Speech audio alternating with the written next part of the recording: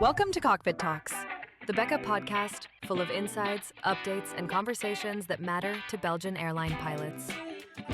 From safety and regulations to everyday cockpit stories, we keep it relevant, real, and relaxed. Let's get started.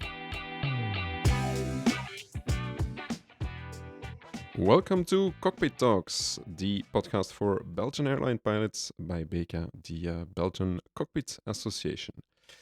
We are joined by one of our very active members, Didier, to talk about traffic rights. So welcome, Didier. Hello, Cedric. Hello. Didier, you are not just a fellow BECA colleague, but you also fly for ASL Airlines, where you've been an active captain on the Boeing 737 for about 8 years. Except from that, you're also the link between BECA and ECA, the European Cockpit Association. Can you briefly elaborate on your job between BECA and ECA? I'm representing the Belgian Cockpit Association at ECA level for the conferences at political level. Over there, I'm also involved in the various working group like the flight time and environment. Okay. But today we're talking about traffic rights and the link with fair competition. To start with, could you briefly explain traffic rights in aviation, freedoms of the air stuff? Yeah, it's probably a long time ago from your initial exam when you became pilot. So no, the traffic rights or the freedom of the air are basically international agreement, aviation agreements that grant airlines to operate between states. They are they form the foundation of aviation industry and competition worldwide. Okay. Why are these rules so important for our airlines and other airlines? But before to answer your question, probably needs to explain again the basic freedoms available. Probably you remember that there are 9 freedoms defined. The most important are they are most of the time linked. The first freedom is just for an airline to overfly another states. That's the first freedom. The second one is just to allow an operator to do a fuel stop, a technical stop. For example, when we go somewhere but it's too far, you need to do a fuel stop, but you use the second freedom. Yeah, and you don't offload any passengers or any cargo. No cargo and no passenger indeed. Talking about passenger and cargo, we start with the third and the fourth freedom. If Brussels Airlines, for example, goes to Africa somewhere, it's a third freedom. Okay. With the third freedom, they are allowed to bring passenger to destination. With the fourth freedom, they are allowed to bring back their passenger back home. Okay. After that, you will find the fifth freedom. The fifth freedom allows you to go somewhere, to take cargo or passenger, and to bring this passenger or cargo to another place, not directly linked to your home base. Okay. For example, if we take, again, Brussels Airlines, if they go to Africa, to one country, they can load passenger in this country, fly to another country, offload this passenger before coming back to Brussels. The flight back will be the fourth freedom. The flight to go to the first one, third freedom. From one to another country, fifth freedom, if they load and offload passenger. And on the way back, it will be the fourth freedom. Yeah. The seventh freedom is the right for an operator to organize passenger operation or cargo operation not linked to the home base, to the country of operation. Okay. And that's not seldom used. It's really required really advanced agreement. Yeah. And on top of that, you like have also, for example, or like a US operator flying between Europe and Africa. That will probably be if the aircraft come back to the US, a fifth freedom. But if the aircraft stays, it would be, for example, a seventh freedom. If for example, an American aircraft is coming to Europe and after that start to operate from between Europe and and Africa, and forth and back before a couple of times before coming back to the US, they will use 7 Freedom. Yeah, okay, and that's seldom used. Yeah. That's seldom used indeed. The 8th and 9th Freedom is also called cabotage. It's really when you operate inside a country, you operate, you do business inside the same country. Yeah, okay. Or within the European Union, as it's considered. But between two member states, it will be 7 Freedom for example, for ASL or Brussels Airlines, they will use the 7th Freedom. But for if you start to operate, I don't know, between Paris and Marseille, that will be 8 or 9th Freedom. Okay, that's pretty clear. But we're not just here to refresh your ATPL knowledge. From Airla, there's a few hot topics concerning these traffic rights, and the first one being the US cargo flights in the EU. Can you briefly explain the issue with these flights? The Open Skies agreement between the EU and US has been negotiated back in 2007 for the stage 1.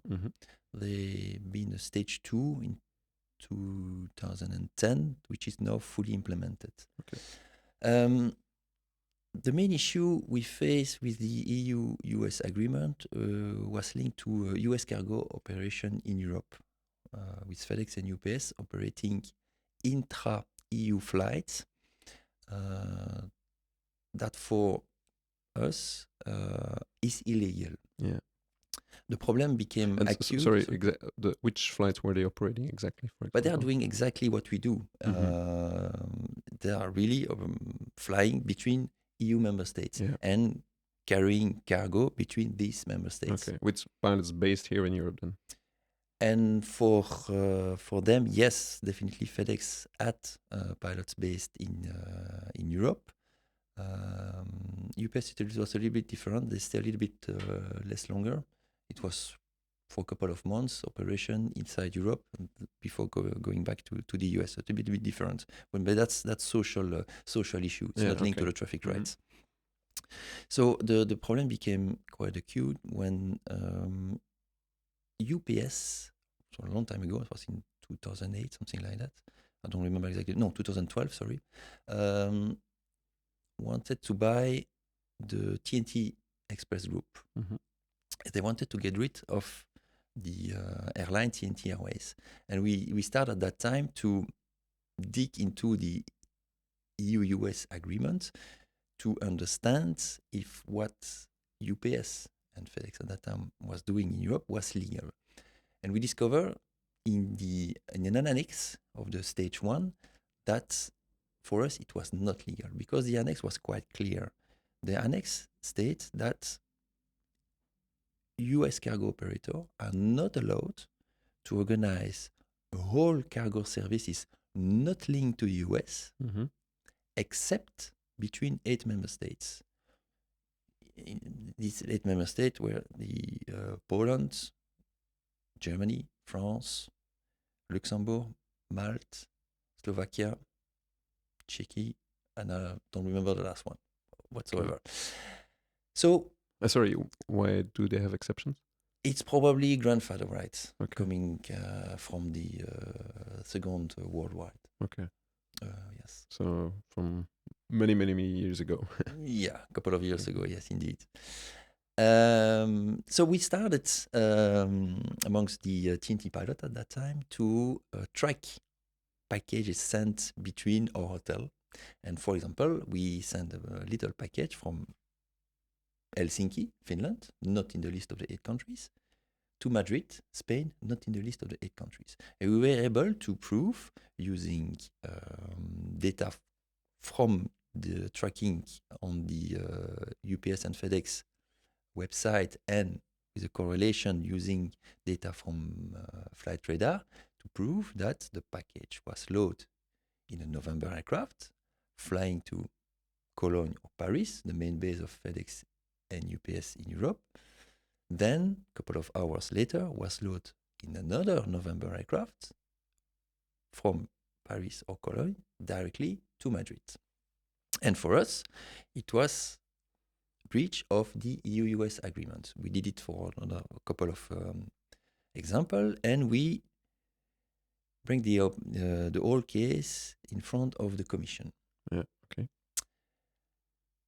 The first reaction of the Commission was quite interesting. They state initially that for them it was legal because the package was transiting by one of the country listed in the annex. Okay, one of these 8 countries. One of the 8 countries. So our initial reaction was, hold on. You just saying, you Commission, that you set in place an agreement with an unfair competition between the member states because only these 8 member states will be able to accommodate FedEx and UPS on their airport. Yeah.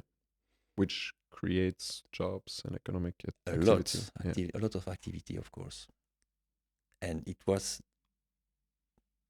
almost the end of operation in Liège in that case because Belgium is not in the list of the 8 countries. And we explain, if you confirm your interpretation, okay, we stop the meetings and we go straight to explain the situation to our Prime Minister, explaining that Liège will be closed. The Commission's reaction was, no, maybe there is another explanation. And they came with a completely new interpretation based on virtual freedom. And said, what is virtual freedom? They said, yes, for us, it could be also interpreted as a combination of 2 virtual fifth freedom. For them, give you an example, from a package sent from Helsinki to Madrid, the package is sent from Helsinki, goes to Cologne, for example, but virtually can continue to the US because there is a link between the US and Germany. Fifth freedom. Then the package virtually come back from the US to Germany and continue to Madrid. Second, fifth freedom. So, honestly, we were shocked by this interpretation that bypass all the restrictions put in place in the EU-US agreement. Commission explained that, yes, but you can do the same in the US. You can send a package from New York to San Francisco virtually by Toronto. So we had the meeting over there. We call our colleague in ALPA, and of course they start jumping like this, explaining that it's probably possible in Europe, but forget the idea to organize this kind of business in the US. We will never allow it. It has been confirmed a couple of weeks later in a joint committee, which is the meeting organized every year between the EU and the US on the open skies.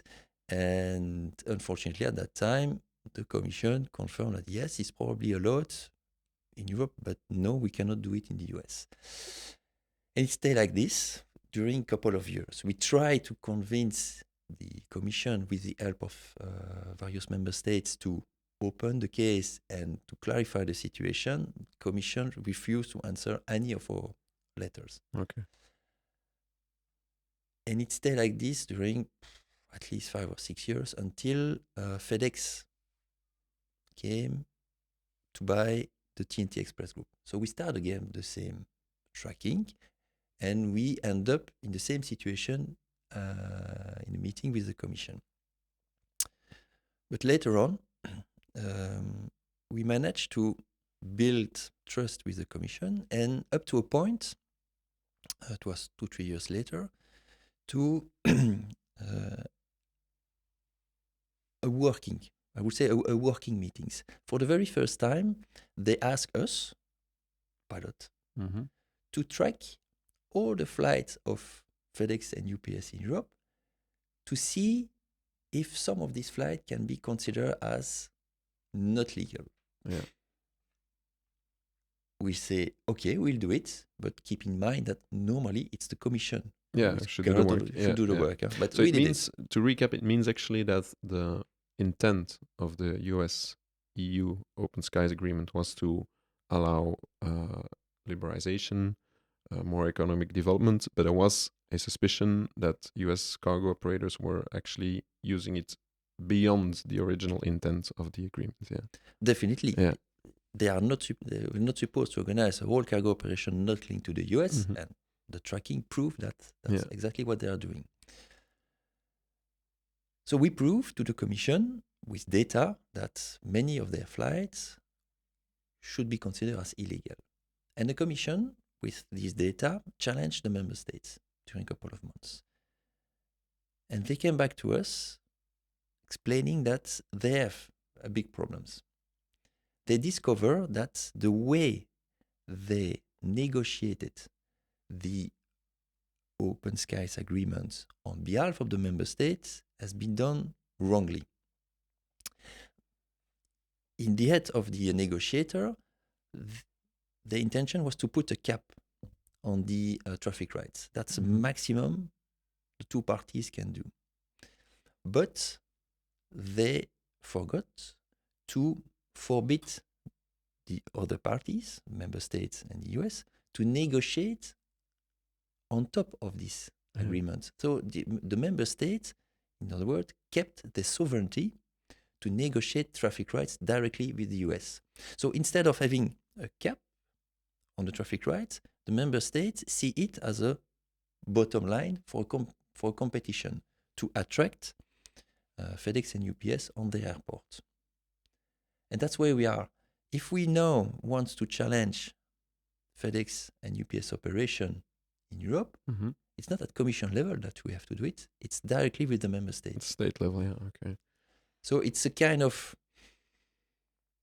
sword, Damocles sword, over the head of the EU-US Open Skies and definitely the operators, that we can, if necessary, open again the case, because it's not the case closed at all. Yeah, it's a frozen case today. Okay, yeah. Is it a strategy from the member states to really create this competition between all the European countries? Because actually, there is an impact, I guess, of this abuse of the system. It means that they take away some economic development of European airlines by operating these flights themselves. But in other words, the member states from the European Union, they seem to give priority to these US operators on their territory, on their airports, because they create jobs instantly. But there is a second effect of it. But I understand the point of view of the member states. They want to attract activity on their airport, and they have the sovereignty to do it. Yeah. And even if I would say the Open Skies were completely followed, the competition between the different member states to attract the big US player on the airport will stay. Yeah. The only difficulty is for the European operator that needs to compete with the US cargo operators. It puts a limit on the growth of European operators, European airlines. Indeed. Yeah. Luckily, today, the situation is improving. Most of the European operators now manage to grow despite this unfair competition. Why unfair competition? Because you face competition from operators that protect themselves on the other side. So it's unfair. Yeah, because we could, as you said, we could not do the same. No. In the US, they would be a lot stricter on us. Yeah. Yeah. Okay. You have worked on this many years now. And years ago, the world was, let's say, still a friendly place with fairly nice relationships between US and the EU. I think recently, with the current administration in the US and everything, the relations have turned a bit. Do you see that as some kind of European awakening on this subject? Do you see some possibility for change? I would say that the mentality is changing. When I start to discuss this at the Commission many years ago, their way of thinking was liberalization is the only way to go. Yeah. full 100%. 100%. And they were not able to understand some issue linked to this. At the end, the mentality was already changing. And definitely today, yes, if we have to negotiate a new bilateral agreement, it will be done differently. Yeah. For example, post-Brexit, the Commission haven't done the same mistake, and they put a specific article that forbids the different parties to negotiate on top of what has been agreed in the bilateral agreements. So I would say that today there is a learning process. Yes, and the new agreement will be better. Yeah. But it will not be possible probably to reopen the EU-US Open Skies, which is an unfair agreement. Yeah. It's not balanced. Is it limited in time? Is there an end date on the agreement? No, not at all. No, okay, yeah. So it will probably stay like this. Yeah, that's indeed a bit of a sad end of this subject. Because we would like to skip to the other case. We see some other flights, other operators operating in Europe as well. For instance, Ethiopian Airlines. What is the issue here? The problem with Ethiopian is not linked to an open skies agreement. Mm-hmm. It's linked to a bilateral agreement. So bilateral agreement is the basic agreement you can have between two states. Yeah. And back in 2012, 2011, Ethiopian Airline Cargo was operating a lot of charter flights to Belgium using an old memorandum dating from Sabena time, and they were asking a lot more flights based on charter limitation, up to a point that this charter could have been considered like a regular flight. Mm. Talking about cargo here. And they, with the help of the Belgian airports, they start lobbying Ministry of Transport to negotiate a new memorandum allowing them to operate more freely from Belgium and to gain access to the fifth freedom. At the same time, TNT Airways was also operating long haul, mm-hmm. And tried to express their concern that granting to Ethiopian, which is an airline, it's a state airline. They are not operating with the same financial condition as a European airline. Yeah, so there's no level playing field there. No. Should have been done cautiously. But unfortunately, we end up with the first memorandum that allowed Ethiopian to operate 28 frequency in fifth freedom mm-hmm. per week, which is really a lot, with some limitation to destination operates at that time by TNT. But there is no balance agreement, meaning that for a Belgian operator going to Addis Ababa was allowed, but to do what? Yeah, to do what? Yeah. Because there's no business if we want to send abroad vegetables or flour out of Ethiopian, you need to sign contract with Ethiopian Airlines. So if we go there, we won't be able to load anything. Mm-hmm. But in the same time, no, Ethiopian, they are operating a lot of their operation out of Belgium. You need to know that they are now operating today 15 Boeing 777 cargo, mm-hmm. and they operate up to 35% of all their flights from to Belgium. Yeah. They are really operating like a Belgian airline. Mm-hmm. Brussels and Liège are really their main base. Yeah, that's crazy to hear. Yes, and in 2018, they also received now up to 35 frequency in fifth freedom. So it means, in theory, they do Addis Ababa, Liège, and Liège to somewhere in Asia, Hong Kong, for example. Yes, they can go to Asia. That's Mhm. the biggest problem for us because for ESL Airline Belgium, Asia is the main market, Yeah. and Ethiopian is our Biggest one of our competitor, yeah. biggest competitors. But not a level playing field as they are state-owned, other social rights, and all the other factors affecting their Yes. operation. Yeah. And we also denounced the fact that some of their flights should not be done. Mhm. I give you an example. They operate a flight Addis Ababa, Hong Kong, or Addis Ababa, Shanghai, Direct. direct. Okay. But they're also operating flights from Liège to Shanghai or Hong Kong. But you remember what I explained, the difference between the fifth and the seventh freedom? Mhm.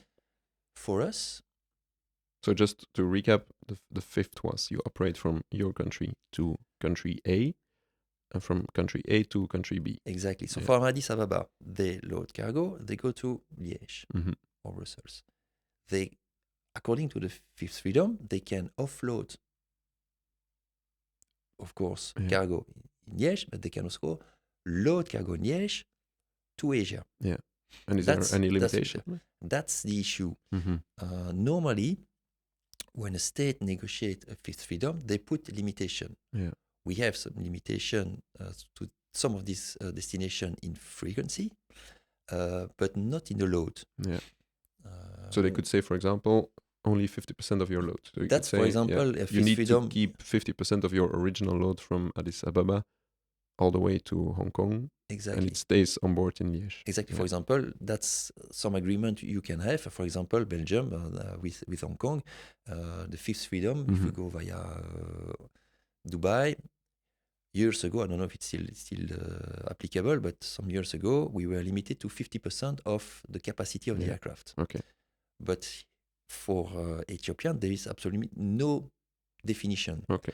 They are not allowed to do seventh freedom, but there is no definition of the fifth freedom, no limitation. So it means that if the flight's coming to Liège and they offload completely the aircraft and they go to Hong Kong or Shanghai, for us it should not be considered as a fifth freedom, but as a forbidden seventh freedom. Yeah. But as the agreement is a bit gray, they are using this gray zone to operate these flights, and the agreement is actually, we have agreed on something which is a bullet in our own foot. Voilà, Yeah. and that's the point we are still pushing at political level, Mhm. directly with the Foreign Affairs Yeah. or with the Belgian CAA. We are trying to convince them that we need to put in place a definition of Yeah. what is a fifth freedom and what is a seventh freedom. Needs to be re-agreed upon. Yeah. Yes, the definition coming from ICAO are too vague, Mhm. and they need to be customized for Yeah. our need. Because you have been to the Ministry of Foreign Affairs recently. Yeah. What is their reaction? What is their first But they're- intent? they fully understand Mhm. our concern and concern of the airline. Yeah. So the case is still open. Yeah. There are still discussion. Why? Mainly because Ethiopian is still asking for more frequency, and we, not us, but the airline are still blocking all this demand. Mhm. But there's always a risk that, Yeah. like in 2018, we see an expansion of the frequency given. So we need to tackle this issue with proper rules. Yeah, And exactly. the first one will be proper definition for the fifth and the seventh Yeah. freedom. And there BECA takes the role, and you take the role for BECA to protect the European or the Belgian jobs, actually. Yes, Yeah, I do that's for the really- moment education, and I try to explain the problems that's important. at Okay. political level. Yeah. Yes.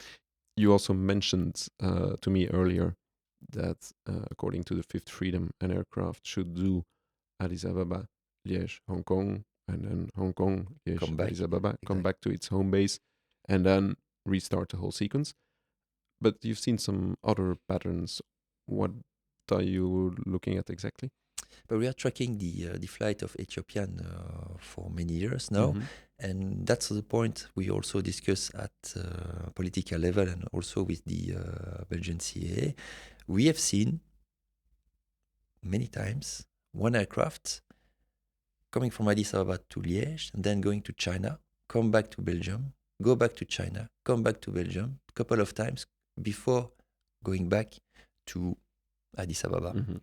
And for us, it's again forbidden Yeah. because it's purely seven freedom in that Yeah. case. And is there on the short term any evolution on that aspect, or can we do something as BECA to stop this? I must admit that the Belgian authorities are now tracking more efficiently Okay. the Ethiopian flights. However, they don't have really the tools to really do that properly, and it's most of the time ad hoc check. Mm-hmm. There is no systemic system process that guarantee that no infraction will be done of the memorandum. That's a point that we are still discussing with the authorities. Because if it would be officially announced that they are misusing or abusing this fifth freedom and they're actually making a seventh freedom, then they could be brought to court, or we could really sanction them on the abuse of the system. I would like to skip now or jump to the next subject, which is the overflight of Russia, because we're not only talking about Ethiopian Airlines, but many other airlines that are, let's say, not on the Western front of the war in Ukraine. They still overfly Russia, which is the straight line, I would say, to Asia. All the European or US operators need to fly the southern route via the Black Sea, and then all the STAN countries, Uzbekistan, Kazakhstan, into China, which we looked at the numbers. We can speak about the numbers a bit later on, but it's a way longer route. So this is a big issue as well, I understand. Yes, it's an issue that started in 2022 with the start of the war in Ukraine and the sanction back from Russia. It has a huge impact on the European operator flying to Asia. Yeah. For us, talking about numbers, but direct flight Liège to Shanghai is 10 hours. Mm-hmm. And if you have to go via the south route, via Azerbaijan, Kazakhstan, you need to add 1 hour and 40 minutes, roughly 1 hour 45 minutes. So it's extra time, meaning less fly available, extra cost, because you are burning a lot of extra fuel. Yeah. So, yes, it's a problem of competition for the European operator. Yeah, because if we look at these numbers that we were talking about earlier, we checked, we compared two flight plans of exactly the same aircraft to a destination close to Shanghai, and we checked that on the way up and the way down combined. It takes about 3 hours flight hours extra, and about, now I'm speaking for a Boeing 747, 30 tons. If we know 30 tons with current fuel prices, we are speaking about minimum, if the fuel prices were still okay, we're speaking about $40,000 extra, but nowadays it's even more. So it's a huge disadvantage on the competition level. Indeed. Yeah. But there is not a lot we can change. The airlines operator denounced already this shortly after the sanction back from Russia, but nothing has been achieved at European level, and at member state level, there's nothing you can do. No.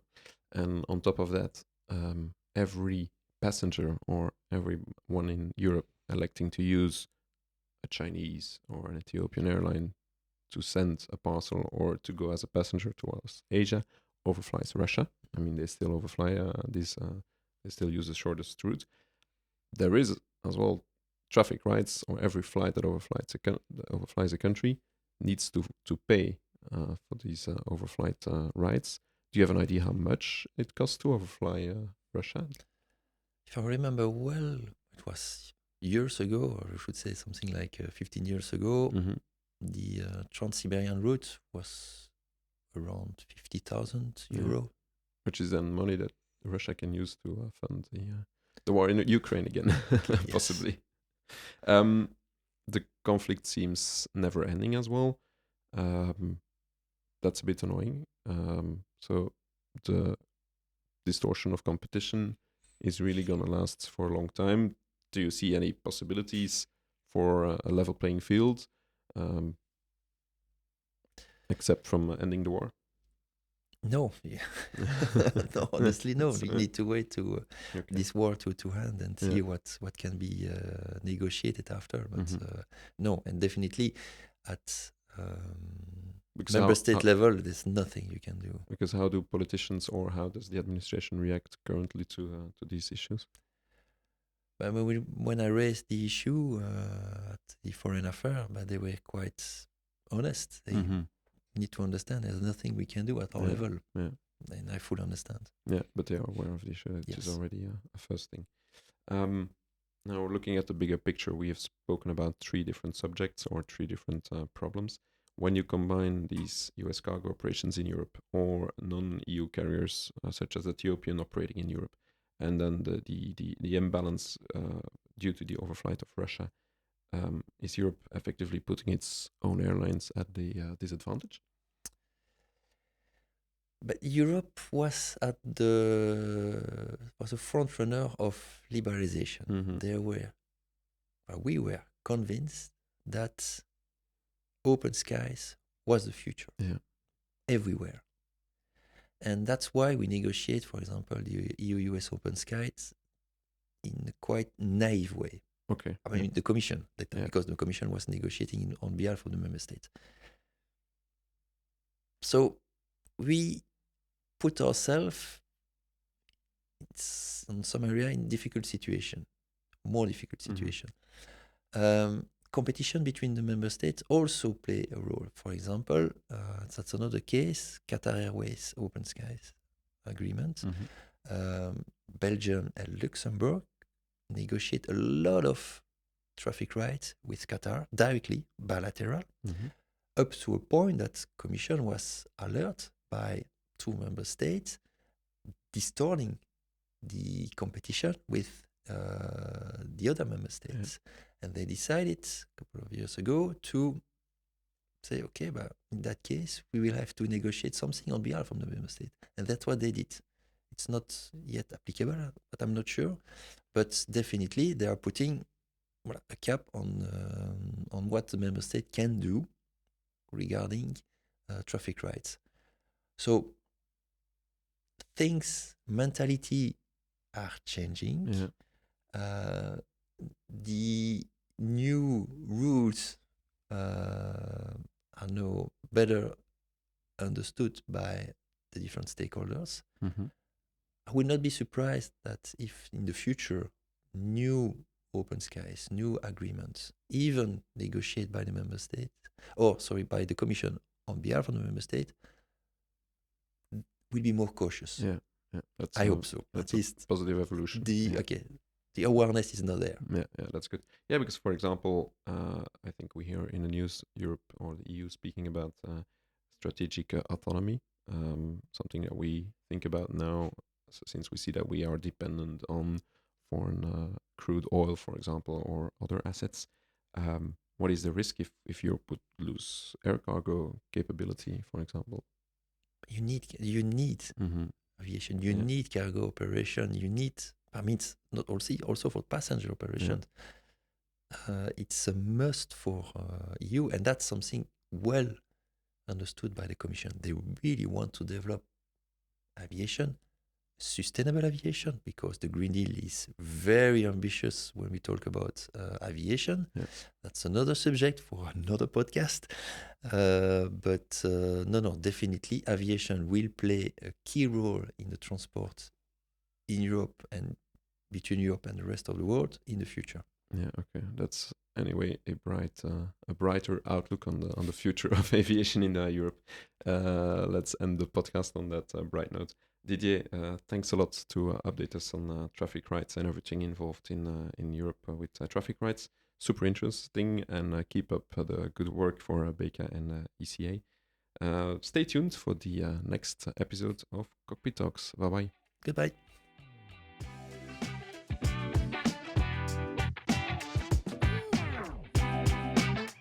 Thanks for listening to Cockpit Talks, brought to you by the Belgian Cockpit Association, the voice of pilots in Belgium. Visit our website, beca.be, and subscribe at our socials for the latest updates.